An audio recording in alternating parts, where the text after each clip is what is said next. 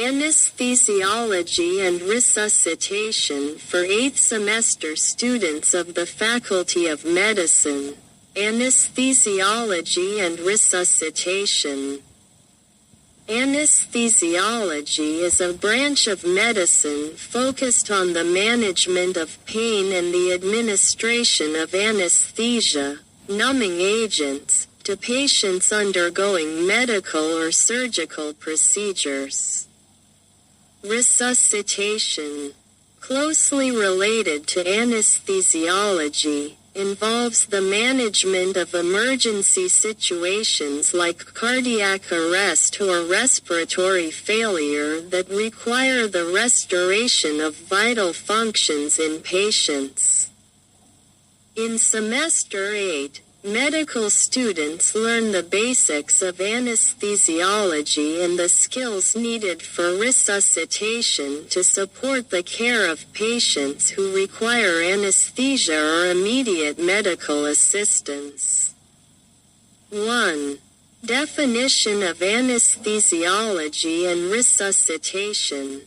Anesthesiology, a medical field responsible for preparing patients before procedures, administering anesthesia during procedures, and ensuring recovery post-procedure.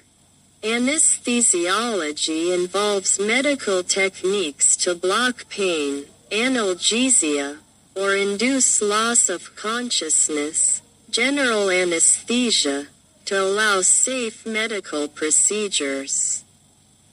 Resuscitation, the process of restoring vital body functions, including breathing and circulation, after cardiac arrest or other life-threatening conditions. Resuscitation can be performed using techniques like CPR, cardiopulmonary resuscitation, defibrillation, and medical interventions to support heart and respiratory function. 2. Learning objectives for anesthesiology and resuscitation in Semester 8. In Semester 8, medical students aim to understand the basic physiology of anesthesia and resuscitation.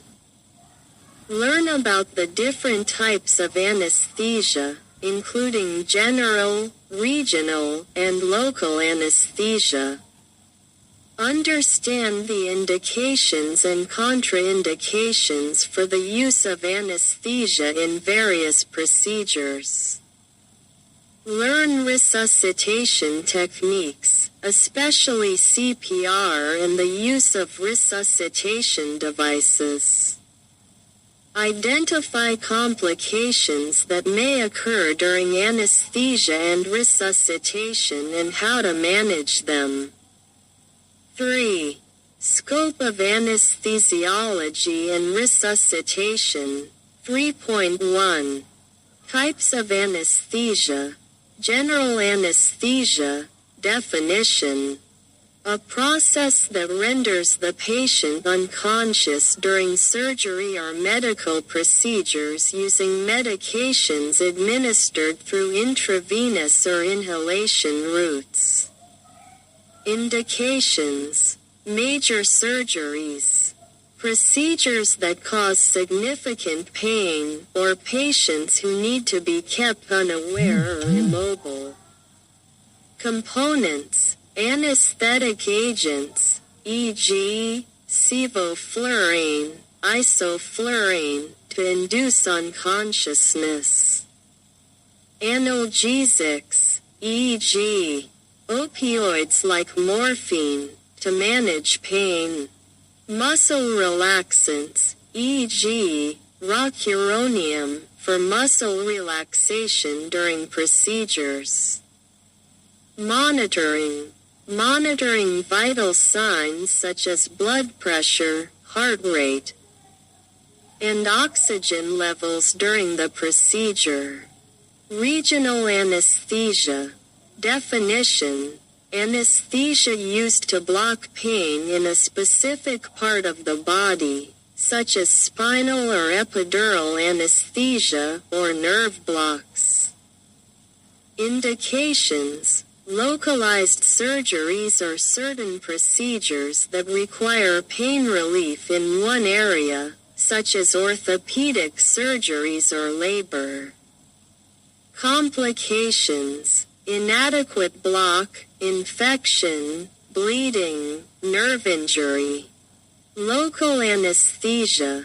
Definition: anesthesia used to block pain in a small area of the body by injecting the anesthetic directly into that area. Indications: minor surgeries or procedures, such as wound care or dental extractions.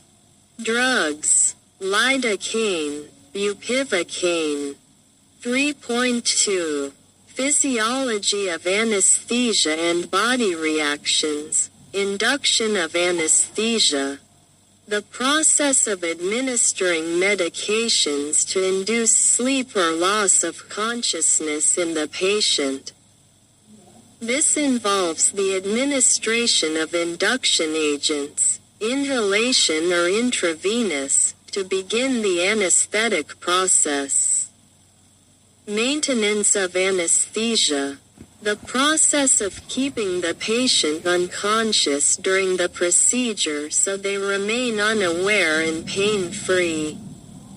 Maintenance involves giving doses of anesthesia continuously or intermittently.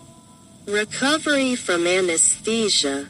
After the procedure, the patient must be brought out of anesthesia. This process involves discontinuing the anesthetic agents and monitoring the recovery of consciousness and pain control post-surgery. 3.3 Cardiopulmonary resuscitation, CPR, indications. Resuscitation is performed on patients who experience cardiac arrest or respiratory failure. These conditions can be caused by factors such as heart attacks, trauma, or drug overdose. Steps of CPR. 1. Check patient responsiveness. Ensure the patient is unresponsive and not breathing. 2. Call for help. Contact medical teams or call for an ambulance. 3. Chest compressions. Perform deep and fast chest compressions, 100 to 120 compressions per minute, about 2 inches in depth.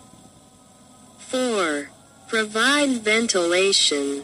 Perform mouth-to-mouth resuscitation, if trained. 5.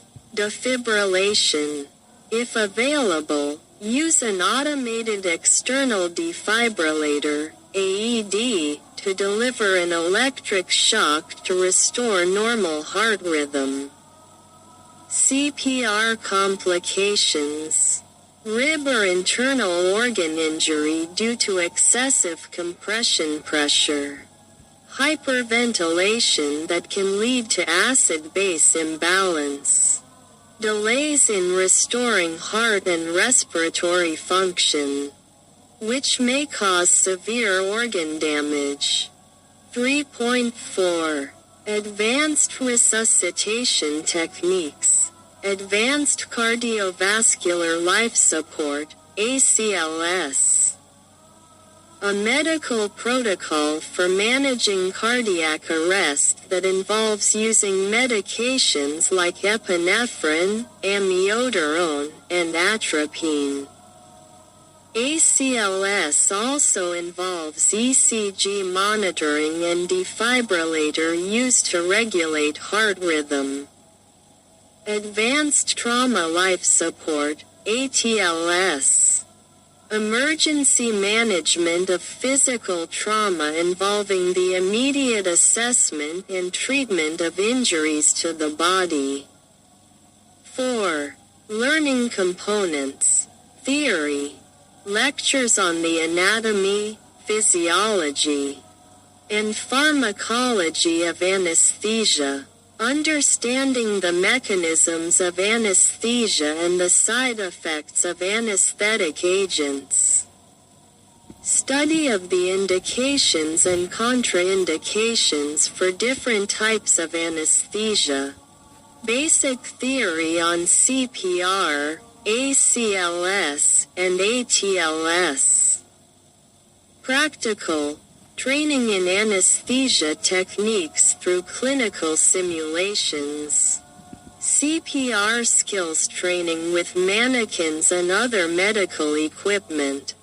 Resuscitation simulation and management of emergency cases. Clinical experience. Rotation in operating rooms to learn about anesthesia management for various procedures. Observation and participation in resuscitation teams in emergency rooms. 5. Assessment of learning. Theory exams.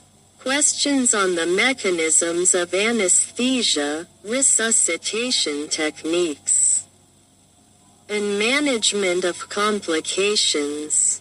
Practical exams. Assessment of skills in performing CPR, preparing patients for anesthesia, and monitoring post-anesthesia recovery.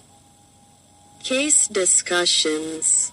Case-based learning about managing patients who require anesthesia or resuscitation. Through learning anesthesiology and resuscitation in Semester 8, students are expected to gain in-depth knowledge and practical skills to manage patients requiring anesthesia and handle emergency medical situations that require resuscitation.